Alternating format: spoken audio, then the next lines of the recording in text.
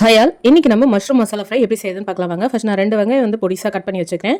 1 spoon இஞ்சி பூண்டு paste, 1 தக்காளி, காளான் நான் நல்லா க்ளீன் பண்ணிட்டு கட் பண்ணி வச்சிருக்கேன். இதுக்கு நம்ம பட்டை லவங்கம் ஸ்பைசஸ்க்கு எடுத்துக்கலாம். ஃபர்ஸ்ட் வானல்ல 3 ஸ்பூன் எண்ணெய் ஊற்றிட்டு நம்ம பட்டை லவங்கம் ஆட் பண்ணிடலாம். இது கூடவே நான் கட் பண்ணி வச்சிருக்க வெங்காயமும் இஞ்சி பூண்டு பேஸ்ட்டு அப்புறம் கருவேப்பிலை இது 3த்தையும் சேர்த்து நான் நல்லா வதக்கிக்கிறேன். வெங்காயம் நல்லா வதங்கினதுக்கப்புறம் நம்ம தக்காளி இதில் ஆட் பண்ணிக்கலாம்.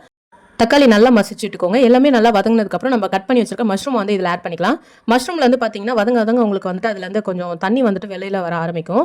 ஸோ அதுதான் உங்களுக்கு நல்லா வேக வைக்கிறதுக்கும் யூஸ் ஆகும். நம்ம ஸ்டார்டிங்லேயே மஷ்ரூமில் எப்பயுமே தண்ணி ஆட் பண்ணக்கூடாது. ஸோ இதுக்கு தேவையான உப்பு நான் ஆட் பண்ணிக்கிறேன்.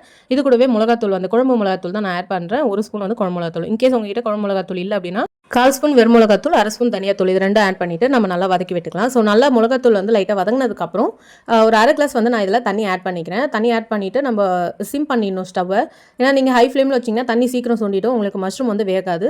சிம்மில் வச்சுக்கிட்டு கொஞ்சம் மீடியம் ஃப்ளேம் சிம் ஃப்ளேம் மாற்றி நீங்கள் வச்சுனிங்க நல்லா வதக்கி எடுத்துக்கிட்டிங்கன்னா உங்களுக்கு டேஸ்டான மஷ்ரூம் மசாலா ஃப்ரை ரெடி ஆயிடுச்சு. ட்ரை பண்ணிவிட்டு கமெண்ட் பண்ணுங்கள். தேங்க்ஸ் ஃபார் வாட்சிங்.